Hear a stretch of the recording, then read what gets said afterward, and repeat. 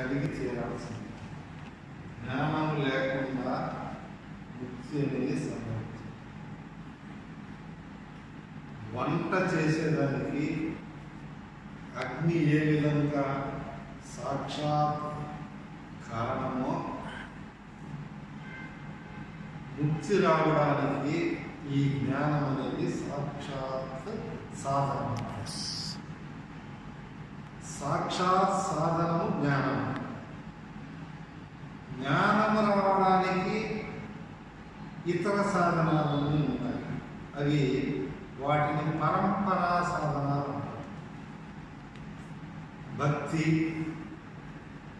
కర్మ, యోగము ఇవన్నీ కూడా పరంపరా సాధనాలు. వంట చేయాలంటే పొయ్యి ఉండాలి, కుండ ఉండాలి, నీళ్ళు ఉండాలి, ఒక పాత్ర ఉండాలి, కట్టెలు ఉండాలి, లేకపోతే గ్యాస్ ఉండాలి. ఇవన్నీ ఏ విధంగా ఉండి వంట తయారవుతుందో అదే విధానంలో ఈ జ్ఞానం ఉన్నప్పుడే ఇతనికి మోక్షం. జ్ఞానం అంటే తమేవ విద్వాది కృత్యం నాణ్య పంథ విద్యతేనాయ తమేవ విద్వాది మృత్యుమేది. తమేవ దాన్ని గురించి తెలుసుకోవాలంటే, ఆ మృత్యు నుంచి తప్పించుకునేది తెలుసుకోవాలంటే నాణ్య పంథ ఇతర మార్గము లేదు. తపసా కిల్బిషం హంతి విద్యయామృతమశ్నుతే. తపస్సు ద్వారా ఈ కిల్బిషము పాపాన్ని హరింపజేస్తుంది, పాపాన్ని పోగొడుతుంది. విద్య ద్వారా, విద్య అంటే జ్ఞానం ద్వారా అమృతమశ్నుతే. అందుకని మరి చిన్న మాటల్లో కూడా మన వేమన గారు వీరంతా కూడా చెప్తున్నారు. పుట్టినామని గిట్టకుండడి సో తెలియవలయు చదివి చదివి చావంగవలము సావులేని చదువు చదువవలయు చదువు లేక కోటి జనులు చచ్చిరి గదా విశ్వదాభిరామ వినురవేమ. ఈ జరణ మరణ సంసార చక్రము నుండి విడిపడాలంటే ఈ మోక్షం అనేది. సరే, ఈ మోక్షము రావాలంటే ఈ పరంపరా సాధనాలు మరి కర్మ చేయాల్సిందే. కర్మ ఏ విధంగా చేయాలా? నిష్కామ కర్మయోగం. నేను చేస్తున్నానని అహంభావం లేకుండా మరి ఈశ్వరార్పణ బుద్ధితో ఎవరైతే చేస్తారో వాళ్లకు చిత్తశుద్ధి ఏర్పడదు. కర్మ అని చిత్తశుద్ధి ఏర్పడదు. కర్మల ద్వారా చిత్తశుద్ధి ఏర్పడదు. చిత్తశుద్ధి ఏర్పడ్డదే చాంచల్యం, మనసులో చాంచల్యం ఉన్నప్పుడు మరి ఆ ఆత్మ వస్తువును తెలుసుకోలేదు. కాబట్టి ఈ కర్మలన్నీ కూడా ఎన్ని రకాలైనటువంటి కర్మలు, ఈ వాచిక, మానసిక ఇవన్నీ కూడా చిత్తశుద్ధికి హేతువులు. చిత్తశుద్ధి చేయాలంటే ఆ నిష్కామ కర్మ విధానంలో నేను ఫలాన్ని ఆశ్రయించకుండా చేయడము, తరువాత ఆ చేసిన కర్మను భగవదార్పణ బుద్ధితో, ఈశ్వరార్పణ బుద్ధితో ఎవరైతే చేస్తారో వాళ్లకు చిత్తశుద్ధి ఏర్పడుతుంది. మరి ఈ చిత్తశుద్ధి మనం కూడా చెప్తారు. చెప్పుల మీద చిత్తము గీసలు భక్తి అంటారే, ఈనాడు ఆయనకి నిలబడలేదు. వీటిని మల విక్షేప ఆవరణ దోషాలు అని చెప్తారు. మలము, విక్షేపము, ఆవరణ, ఈ మూడు దోషాలు పోవాలి. ఆ విముక్తి కలగాలంటే మన దోషంతో ఉంటే, అంటే జన్మ జన్మల నుంచి చేసుకున్నటువంటి పాప పక్యవాన్ని వేదాంత పరిభాషలో మనము అంటారు. అక్కడ మనం ఉంది తక్కువ తెలుసు. మనం ఏంటి? అది అశుచి అన్నమాట. ఇక్కడ మనం అంటే ఏంటి? జన్మ జన్మలలో ఎన్నో జన్మల పూర్వజన్మల నుంచి చేసుకున్నటువంటి పాపం అంతా కూడా మనం బ్యాంక్ అకౌంట్ మాదిరి, అంటే పాపము పుణ్యం వల్ల విశ్రాంతి మానవ జన్మ అనేది. అంటే ఆ పాపమంతా కూడా దాన్ని ఈ పుణ్యకర్మల ద్వారా వేదాంతా కడిగేసుకోవాలి. ఆ మనదోషం అందుకనే మరి ఈ మనదోషానికి శారీరక కర్మలు చేయాలి. భగవద్గీతలో చెప్తారు. ఇది అనంతమైన సబ్జెక్ట్ అంతా. ఒకడు ముక్తి అంటే ఏదో కట్టే కొట్టే చెప్పినట్టున్నా ఇవన్నీ మనం తెలుసుకోవాలంటే శారీరక తపస్సు చేయాలి.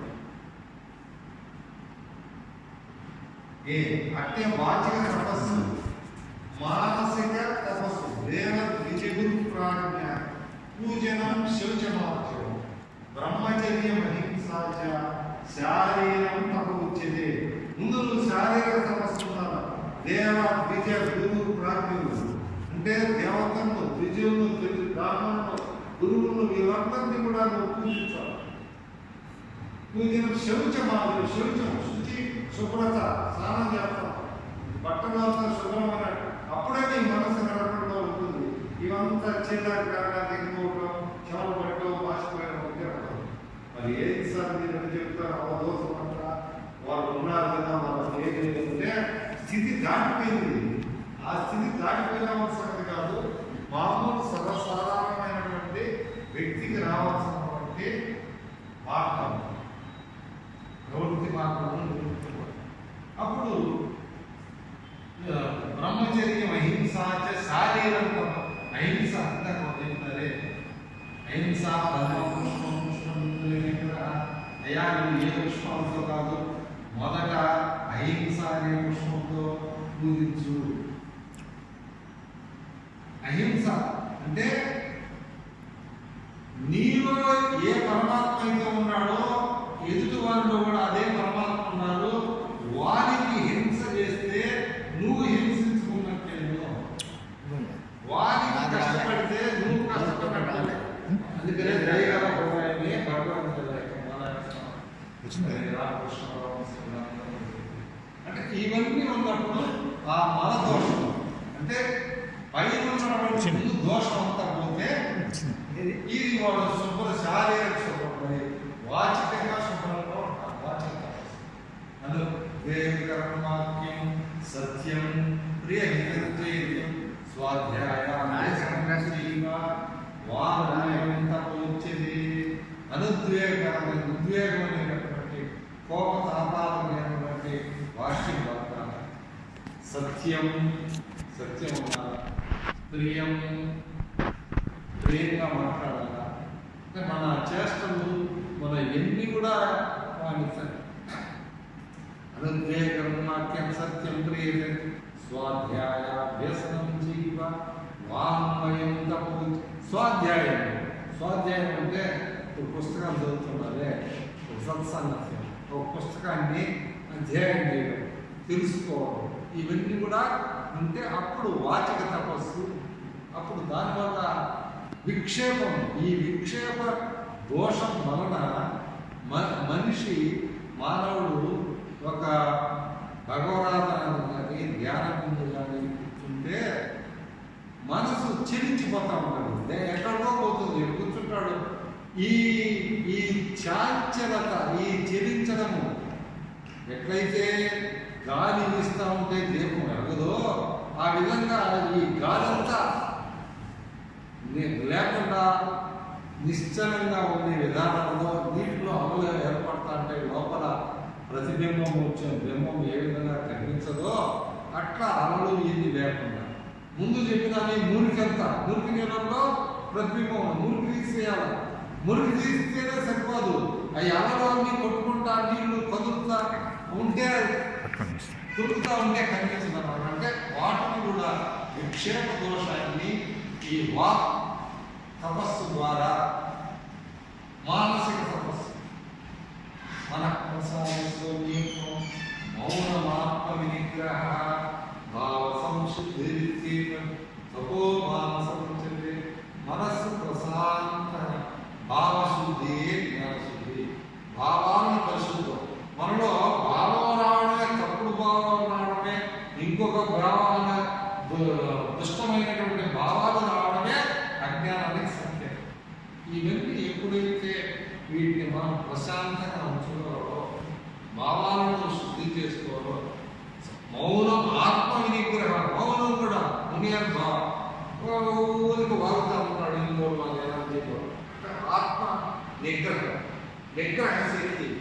ఈ మనసు అక్కడికి పోవాలా ఇక్కడికి పోవాలన్నట్టు వాటిని నిగ్రహించాలి. మన ప్రగ్రహమే బుద్ధింతు సారథించింది. మన ప్రగ్రహం ఏమొచ్చినా ఈ బుద్ధిని దాన్ని ఉపయోగించి దానికి సారథి